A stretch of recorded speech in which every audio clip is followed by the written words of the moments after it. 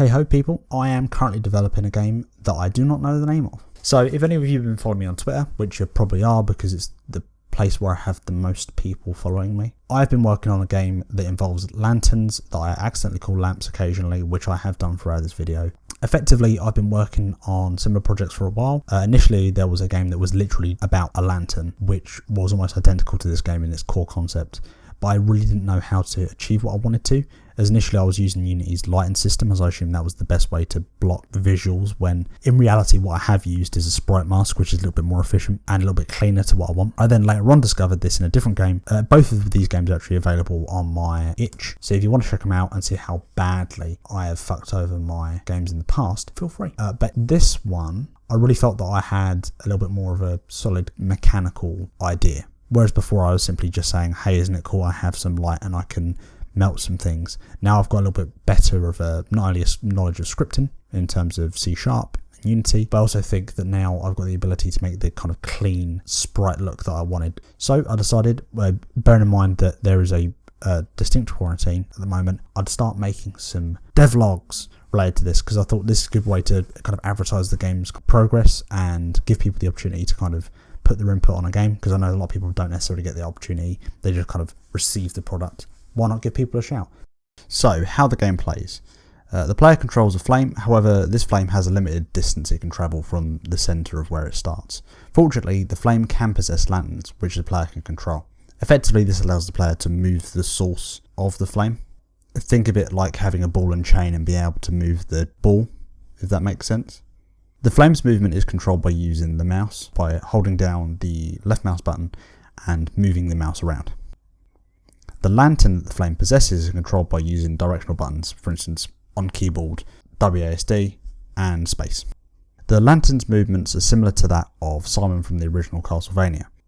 By this I mean that the player's jump is in a fixed parabola, which effectively means it's a jump arc that the player can't move left or right during or control the rate at which they fall.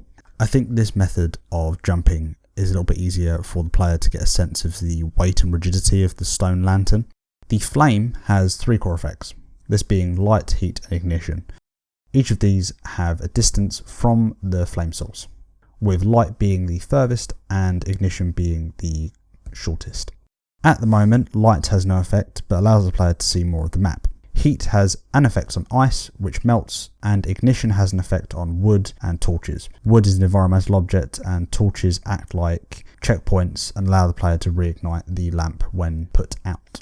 But how does the player's light go out? Water sets the player in an unlit state, which leaves the player with a diminished light and unable to use the effects of the flame. Notably, what the flame ignites, heats and lights is not explicitly controlled by the player, but is based on proximity to the flame. I've had people mention that adding a mechanic that allows the player to choose which item is affected would be a better system and would offer the player more agency. And this is correct, but also wrong.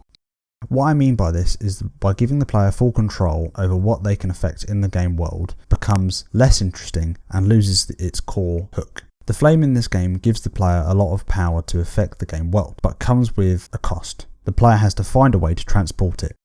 This might not seem contradictory, however, I think it fundamentally does. Perhaps in one scenario the player has to burn down a bunch of wood to progress. Simple.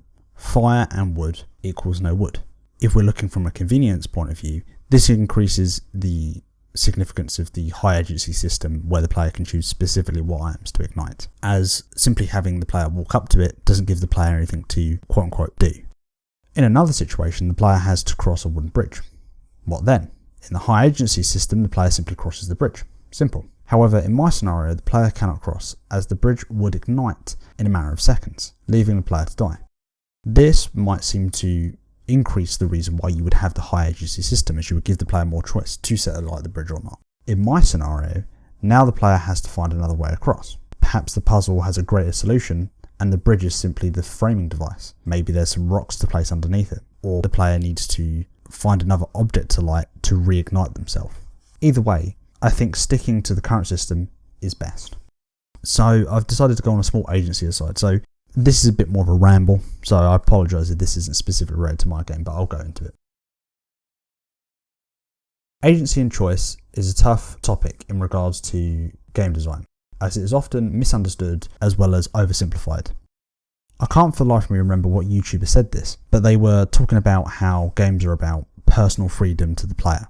A good game's job is not to give the player all of the freedom they could foreseeably want, but is to offer the player a set of meaningful choices that could allow them to have an effect on the game's world. Now you might be thinking that this is a bit nitpicky, but I beg to differ.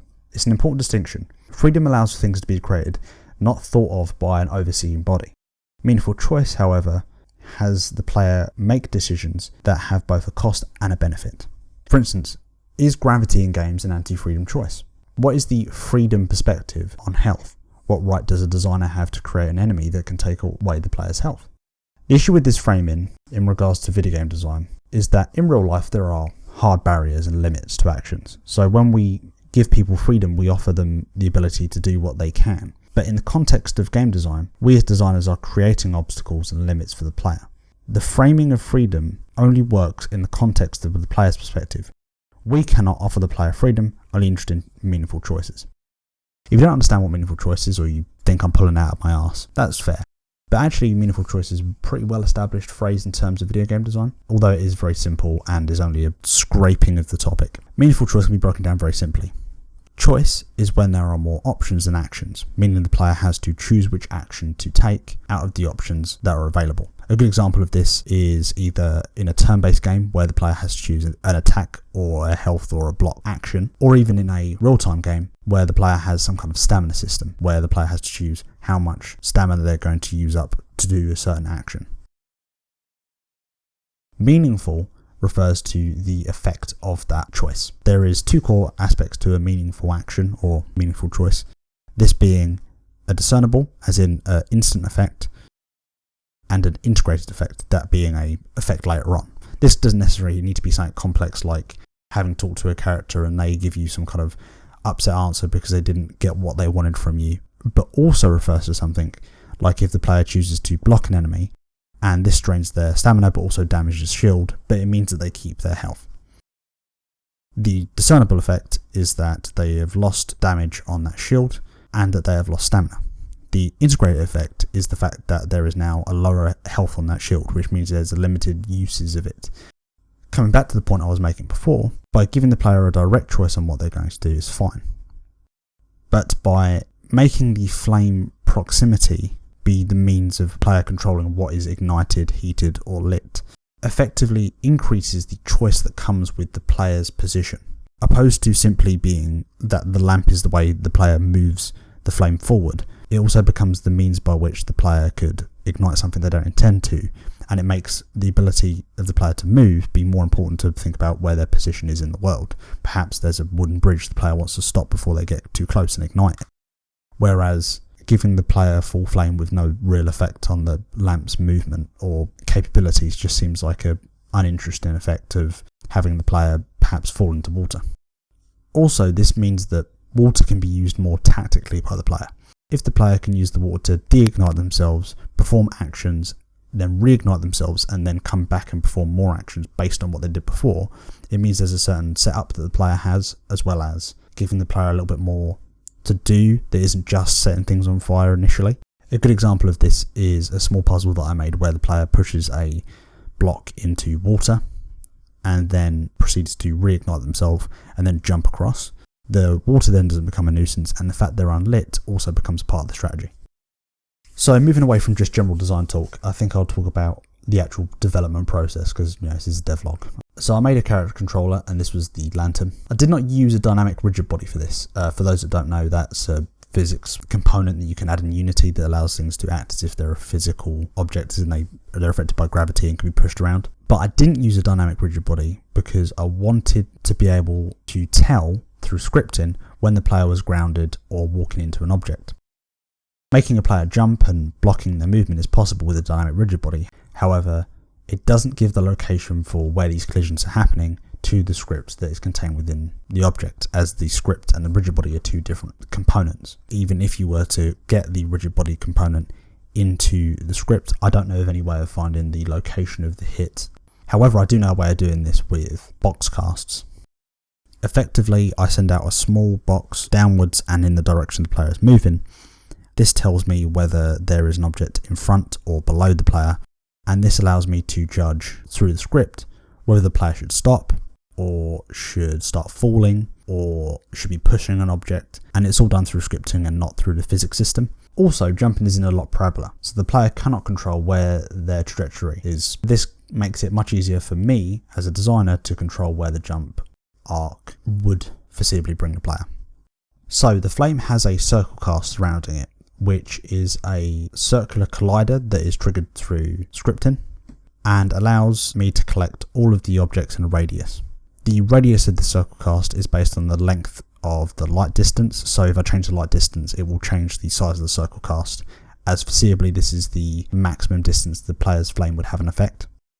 And this circle cast collects all of the flammable objects in an area. Once the circle cast has collected all of the objects inside of the light's range, it then judges the distance from where the player's flame source is located and the location of the flammable object. If the distance from the flame source to the collected object is within the range that it would have an effect, i.e. heat with ice or ignition with wood, that type then has its effect triggered. The reason I made it like this was that the circle cast would only check once, because checking the same object several times would be horribly inefficient. I also made it so that the water is just one big trigger. When it has anything fall within it that has an effect, i.e. player or the flame or the wood, it will then just deactivate any flame related effects. I also added a torch. This torch, as mentioned before, acts like a checkpoint, but only works when the player lights it. This means that the player has to, if they want to continue the game or at least get relevant checkpoints, they need to be able to ignite these torches. This also serves as a way of the player relight themselves after falling into water, so it gives a little bit more of an incentive for the player to experiment with their unlit and lit states. I also had the means of checking what was in front of the player through the front check. As mentioned before, that was a box cast that was sent forward, but this also allowed me to check when an object was something like a flammable object. Then I could simply add a pushable boolean to it and then send all of the directional maths that was in the movement of the lamp and just plug it into the pushable flammable object. After that, I worked on a few, I don't want to say game feel related things, but I wanted to make sure that I worked on a few parts that would help the player understand what was going on in the game and perhaps make it a little bit more visually interesting. So I made sure to add some effects, like sound effects, so the player had some kind of audio response to when the player was pushing something or walking.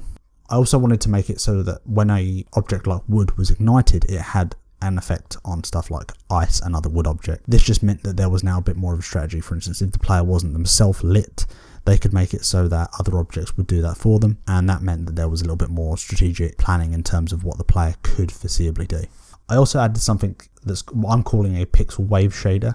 It's something I worked on completely from scratch, and effectively it allows you to make a sprite wobble like it's in water. I know that sounds kind of unprofessional, but it's the only way I can describe it. Effectively, this is all customizable within script, and effectively all the water sprite actually is 2 lines as of the moment. I also made sure to give the flame an actual visual, as before it was simply on a cursor, but I thought it made a little bit more sense if there was a little flame moving around. It kind of appealed to the cuteness factor of the game, which I don't think is an actual technical term, but I think it makes people want to buy stuff, so it works.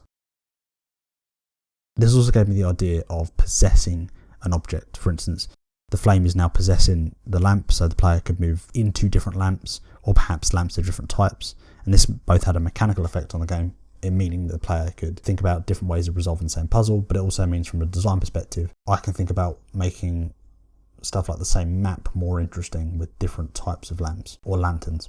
I heard some people comment that having the smaller lamp be able to run up walls was a bad idea and it should just be able to jump higher and stuff.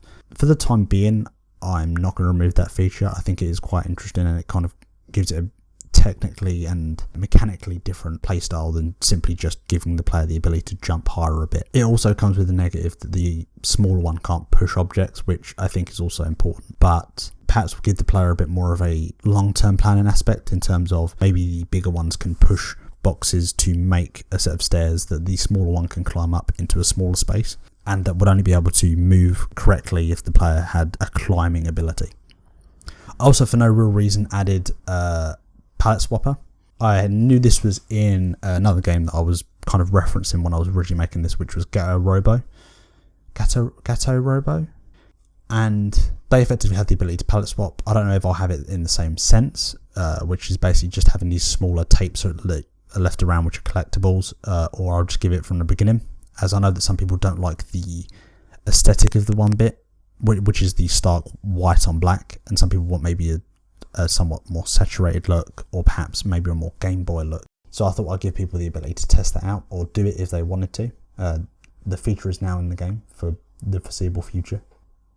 There was also some visual stuff that I kind of wanted to test out with the different pushable objects. For instance, when pushing the wood object, I kind of found that it just hovering in the water was pretty boring, and I wanted to make something that was a little bit more entertaining, or at least something that made a little bit more visual distinction of this is a bit of wood jumping into water. So I thought I'd add a little bob, which is based on a sine function. This is actually similar to the function that works with the waves, somewhat similar. But as I mentioned previously, I had this small problem when the player was pushing objects into water.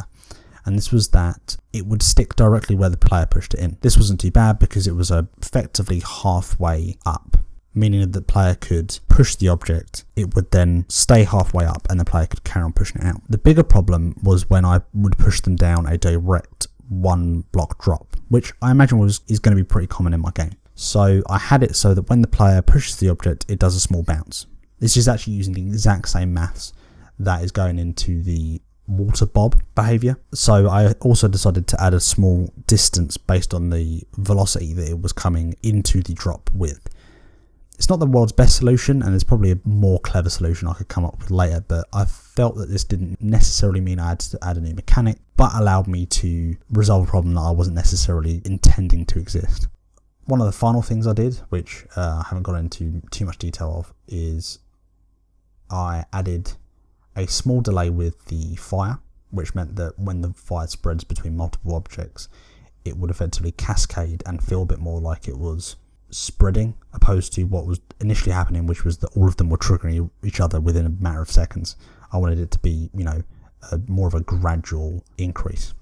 Along with this, I realised that the player did actually need a limit to how far the flame could move. At this point, I hadn't actually added it, so I implemented that. That only required a little bit of vector maths and trigonometry, but I realised it was very difficult for the player to know when they'd reached the maximum length. In fact, even for me, as someone designed it, I didn't know when the maximum length was in terms of a position in the world. So I added a small line renderer between the player and the flame, or the lantern and the flame, I should say, and that would only trigger when the player reached the maximum end. And then, once it reached the maximum end, it wouldn't turn off until the player moved back significantly. This was only just so the player still understood they were at the end of the distance, because I realised that for a lot of players it's not necessarily very clear when the end is starting to come. So when they reach it, I wanted them to be able to see the fact they were pulling back. Plus I thought the visual of the chain kind of sinking into the lantern was a bit more interesting than just having it disappear.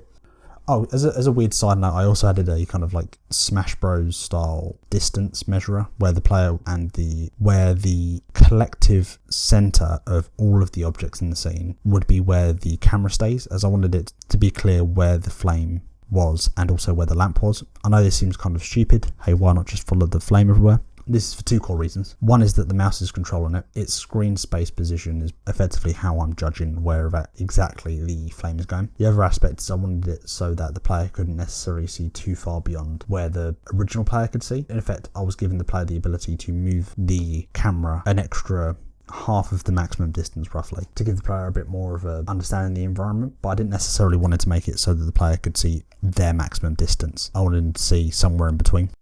So that's what I've done so far and what I was intending when I was designing stuff. At the time being, I still need to do some bits though. So I have a list of what I'm going to be working on. At the moment, I'm going to be working on getting a playtest together so that I can get some feedback for the balance and bugs. So for instance, if there was a jump-in problem that I hadn't really foreseen because I was planning for it when I'm playing, I can effectively have people report on that. I'm going to be adding more lamps. So for instance, not just a small lamp, but a bigger lamp and a couple of other ones I don't want to really talk about for the time being. And I want to be able to have the torches act a little bit more like a lamp spawner, meaning the player could theoretically, as they unlock more lamps, reuse them in newer levels. I'm also going to be starting work on a more robust respawn system. At the moment, it just reloads the level. What I want to do is have it so that it reloads the puzzle aspects that have not been completed, and then all the objects behind that have been left. I also need objects that are necessary for the puzzle to respawn if they are destroyed or taken too far out of the location of where they need to be. I also need to take time to develop some of the enemies, like the food dog or the cloud dragon. I intend for these to act less like kill kill kill AI and more like puzzle AI to match the gameplay aesthetic of puzzle solving and exploration. For instance, I want the food dog to take the player's flame but move on its own after that. This gives the player a little bit more tactical opportunities to perhaps use it to push a box they can't touch yet, or perhaps even ignite things that they don't want to directly be next to. After I've added all of them, I want to work on making some more specific playtests for each mechanic. For instance, working out what the maximum distance should be for the flames movement, and perhaps playtesting individual lamps to make sure that they don't necessarily break the game too significantly. Other than that, I think I've been doing pretty good. So we'll see how it goes. Make sure to follow me on Twitter because that's where I'm posting most of this stuff, and you'll probably see some of the footage that I've already used on Twitter, but it will allow me to actually communicate with people and it gives me that nice little dopamine rush. The next update might be within 2 weeks, and I may be doing some more live streaming related to this content.